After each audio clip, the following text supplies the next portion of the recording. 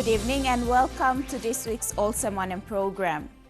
For the first time ever, Papua New Guinea celebrated the International Youth Day. There are many end tags to the word youth. For instance, youth are undereducated, youth are unemployed, and youth are vulnerable to diseases.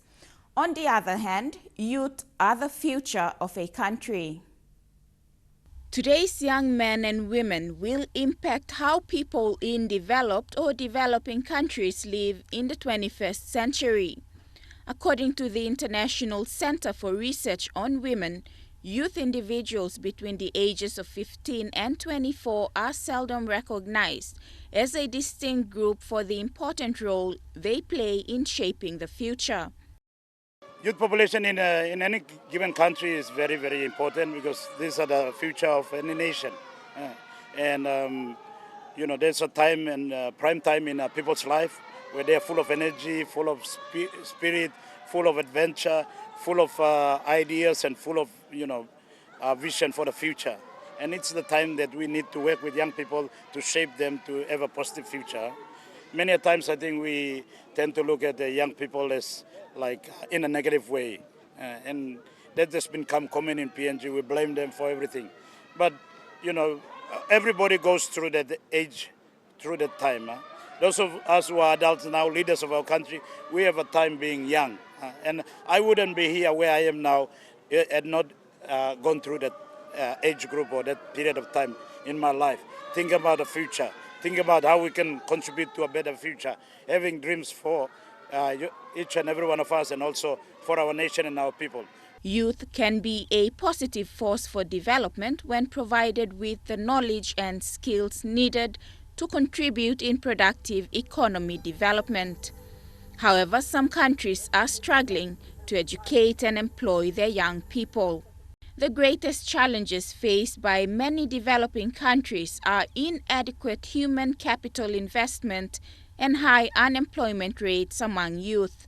The future for employment-wise can only get better if we all make our country a better place for investment to take place, for opportunity to be created, for business to grow, and for ourselves to create, the potential that within us use it to create the future, including employment. As long as we have a reputation that outside world and business house in particular think that it's not safe for them to invest, come in as tourists, start business, then that potential will not be realized. So it's important that young people especially, they think about their future and think about employment. And we can only understand that we can only secure that if we bring to our communities and to our district and provinces the highest level of security and highest level of peace. The first ever International Youth Day was celebrated in Papua New Guinea on the 21st of August in Port Moresby. This day was filled with various activities and different organizations participating to talk to the youth population about the cross-cutting issues. This whole event has been about a government, non-government collaboration. There's been multiple partners.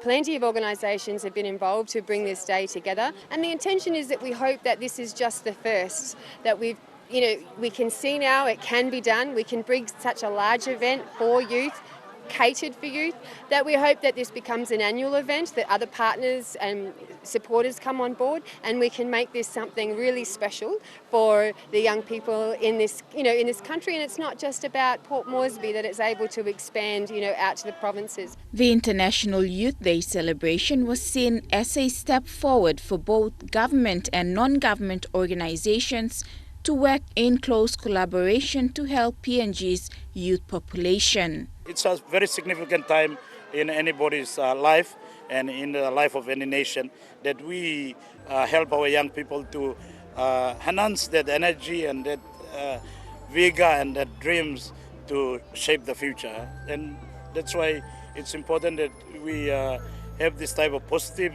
events like the International Youth Day, that we encourage young people to think positively.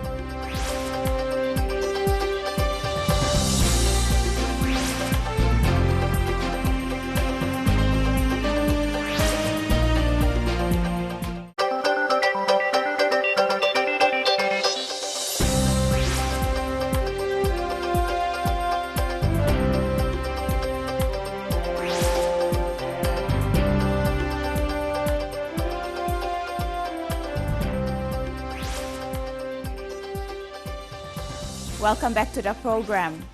Many organizations were present that day to advocate to the youth the many cross-cutting issues currently happening in PNG. Young people ages 15 to 24 have the highest infection rates from HIV and AIDS and other sexually transmitted diseases, as these are the ages in which youth individuals are sexually active. During the International Youth Day celebrations, organizations such as Maristopes PNG and Population Services International, or PSI, were present to advocate to the youth on factual situations that are affecting the lives of young people. We talk about family planning because that's the service that we provide and the awareness that we're trying to raise. Family planning is important not only for married people and not only for couples, but also for young people, because family planning can prevent an unwanted pregnancy. We see a lot of young girls that are still in school who become sexually active at some age and then become pregnant when they didn't really want to become pregnant just yet. And the consequence of that is often that they decide to drop out of school and they don't finish their education and they become very dependent on someone else to take care of them. Whereas if they were able to prevent that pregnancy, they would have been able to continue that education, they would have been able to find employment and be much more empowered to take care of themselves. So family planning is not only for couples that are trying to space their children, it is also for young people to delay that first pregnancy until they're well and truly settled down, finish their education and are ready to have children. We just want to connect with the youth of PNG and just share with them that it's important, as the theme is, your choice, your voice, your future. And from our perspective, we want to make sure that the youth of PNG understand the importance of having safe sex by making sure they always have a safe ride. I would say to the youth and also to those that are selling them, if you're concerned about making them available to young people, here's what I would say is that, again, back to the theme of today, that every choice you make every single day impacts your future, right? So you've got a decision to make at that moment whether or not I use a condom. And say you choose not to, that decision can be with you for the rest of your life, whether it be a good thing or a bad thing. It's like, it's about saying children by choice, not by chance. And, by choosing to use a condom, you're in control of your future. We also caught up with some youth who had their views on the first ever Youth Day celebration in PNG. This time is now first time I'm come up inside here. So I'm helping plenty. Need to come up with some every year. We got one black kind of Youth Day must come up with some kind. So we do a youth to Narabla location must come boom na look say me play go come.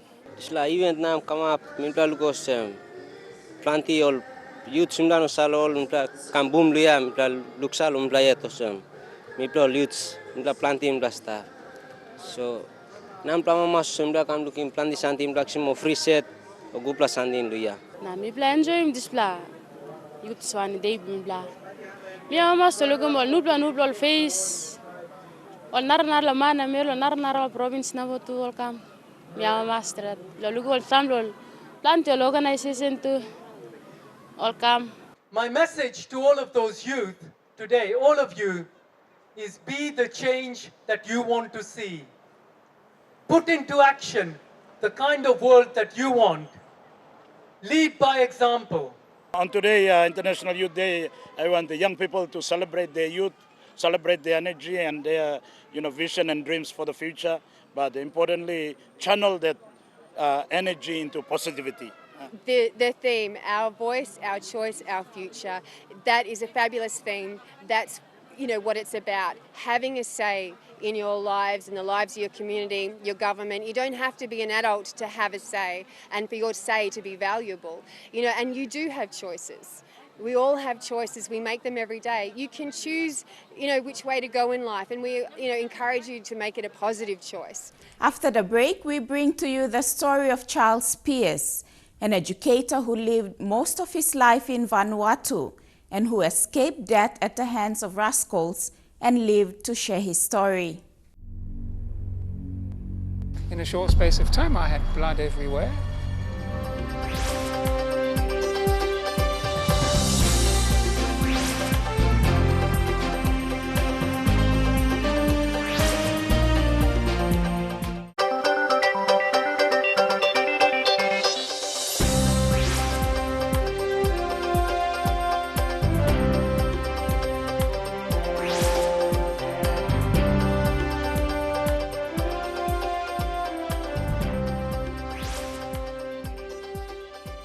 You're watching Olsem Wanem.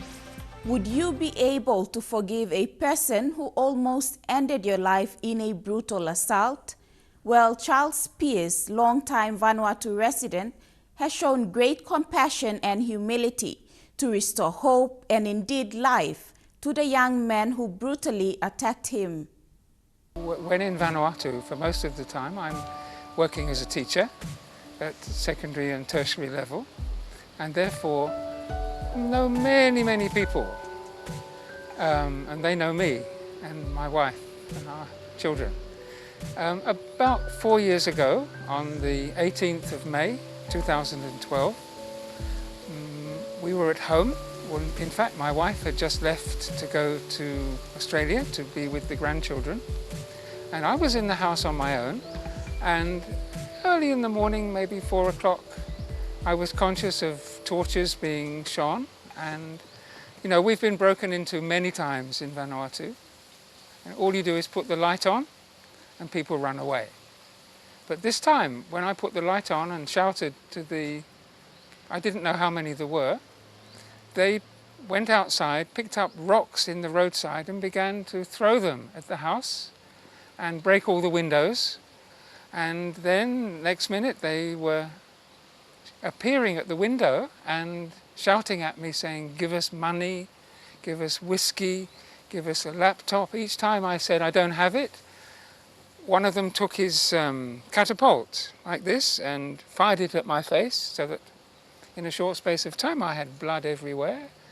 Next thing, they broke into the house, smashed the door, threw me on the floor, and in the process actually broke 2 bones in my hip that I couldn't actually move very well. And they began, there were 7 of them, they began to remove everything that they could from the house. And I tried to run, of course I couldn't run away because I'd been injured, and one of them was particularly aggressive, torturing me and saying, "You move, I'll kill you." And to cut a long story short, I suffered maybe about an hour being under their hands. They couldn't drive away in my car because they didn't know how to find reverse gear. You have to lift it up like this. And I didn't tell them. But I remember being taken to the bedroom and saying, "Find the key to this place."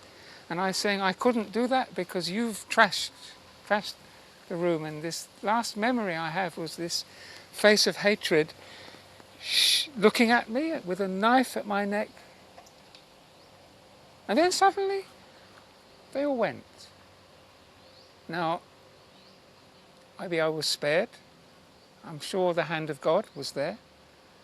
And I was then left on the floor, and I crawled to my next door neighbour to call for help.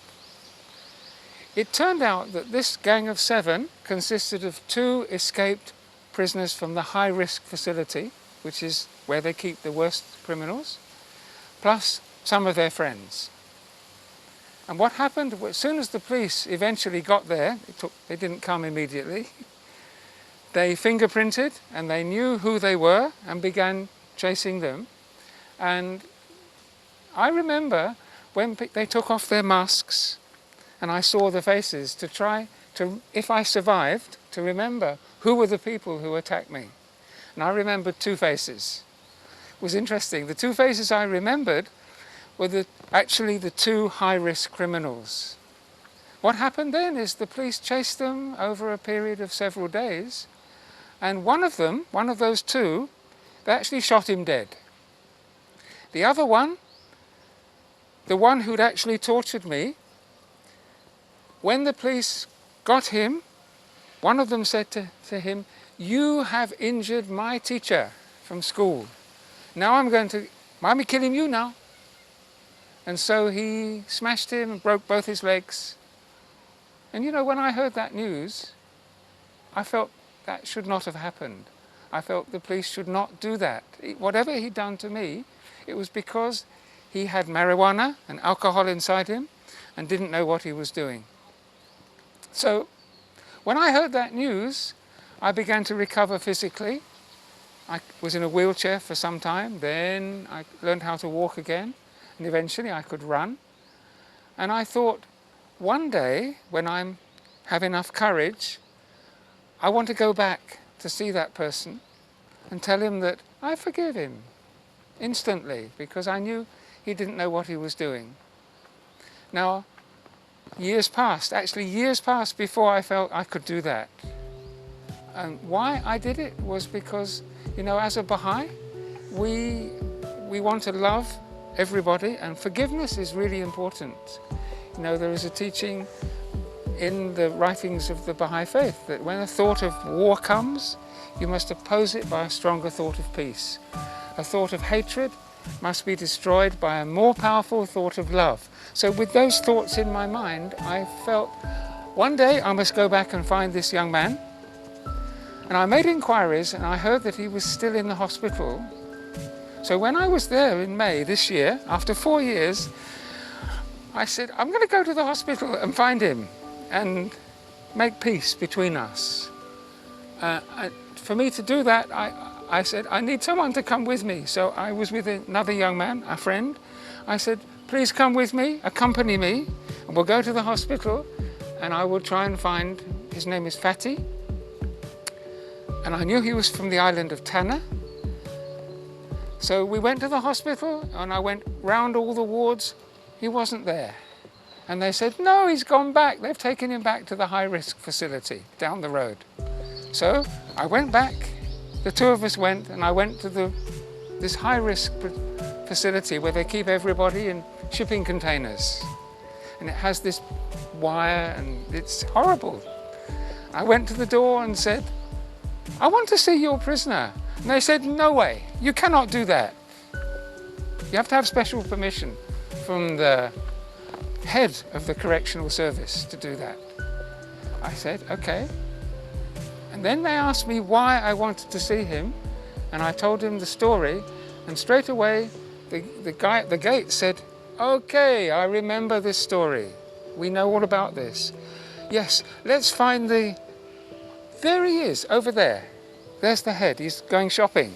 So they went and arranged for me to meet him, and I went back to the office, and 2 days later, they arranged for me to go into the correctional facility.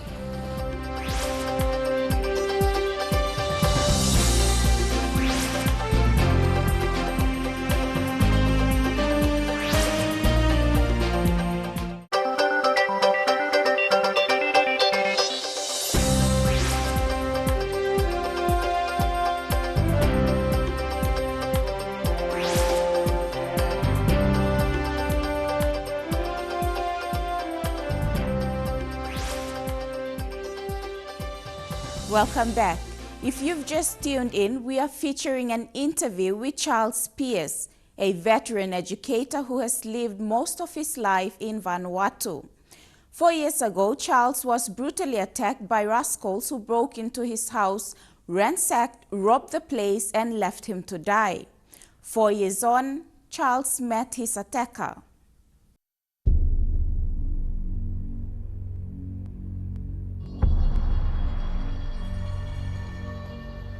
When that day came, I was very nervous. I thought, how can I face this person who wanted to kill me? His last memory of him was this face of hatred. And I thought, in a reconciliation ceremony, I must give something. He can't give anything to me because he's in the high-risk prison. He hasn't got anything. So I bought 4 things. I got 4 things. One was a packet of biscuits for him to share with his other inmates. The second one was a bar of chocolate for him. The third one, I got a framed quotation of a writing of Baha'u'llah that says, so powerful is the light of unity that it may envelop the whole world. And I thought, I can give it to him, he can put it on the wall of his cell. And the fourth thing was, I found a prayer in his language, which is the language of White Sands on Tanna in Vanuatu. And I thought, I'll give him this book. So on the day, my other young friend who should come with me, for some reason, he couldn't come. Maybe he was a bit worried. I went to the correctional office, and we drove in to this high-risk facility. They opened the gates and I went in, and there we were, and they put me to the container and they sat me down like this. And there was a chair in front of me like that. And then they said, "You wait, he's just washing his face and he'll come now." So I sat there like this, and I thought, how can I face this young man again who wanted to kill me? He came in through the door, my head went down like this, and tears began to fall. And I just couldn't look at him like this. He came in, his head too was down, because he's no longer on alcohol or marijuana. He's ashamed of what he'd done. And so his head too was down. He sat like that in front of me with his head down. My head went down, and I reached out my hand like this, till it touched his hand. And it was like electricity between us, the joining of two people. And then slowly I looked up and he looked up, and I saw this face. It was no longer a face of hatred. It was a face, a beautiful face, in fact. And I looked at him, and again I was in tears, and I said, "You know, I forgave you the day you did it, but it has taken me 4 years to have courage to come in front of you." And he looked at me and said, we were speaking in Vanuatu Pidgin, but he too was very sorry, very ashamed of what he'd done. He was so sorry. We talked for a bit, and then I gave him his gifts, and each time I gave him, he was in tears, he was crying. And then when we finished, the prison officer, the head of the prison, stood forward and said, "Thank you for doing this. This is a wonderful example of reconciliation to show people that we need to have forgiveness for each other." And I've never seen anybody where the person who's been attacked comes into the prison and says to the aggressor that he's forgiven. And so they were very grateful. We stood up, and we hugged each other. And I said to him, "We are brothers now. We're joined together, and I hope that when you eventually come out, you can, instead of hating people, you can give service to them." So that was the reconciliation. It was the hardest thing I've ever had to do in my life, but I feel it was so important because it's an expression of my beliefs that we have to forgive and forget, we have to love each other, and we have to overcome challenges. And I guess the spiritual motivation that I was guided by God to do this, and I think it has benefited the aggressor and the person who was attacked, because I feel much better, and I know he does. And when I went there just last week for the anniversary of the 50th anniversary of the school where I was teaching, when I was there, my new friend rang me when I got there to say hello and to say thank you for what had happened. And I was very moved by that. I said, "Can I come and see you?" And he said, "No, I have to stay this time in the high-risk prison, but you can come and give me some food." So I went and got some island food from the market and left it with the prison guard. And I said to the prison guard, "Please give him my love." And then a message came back from him through the prison guard to say thank you. So that's the story. Thank you for the opportunity of sharing that. I guess my message is that if we could all try and do this kind of forgiveness more, this will help to build up our communities and bring about much greater unity within our communities. That's all we have for this week. If you have any comments or stories you would like to share, please send us an email via the address showing on your screen or leave us a message on our Olsem Wanem Facebook page. Until then, I'm Florence John Duo, and on behalf of the Olsem Wanem team, thank you for watching and have a pleasant evening.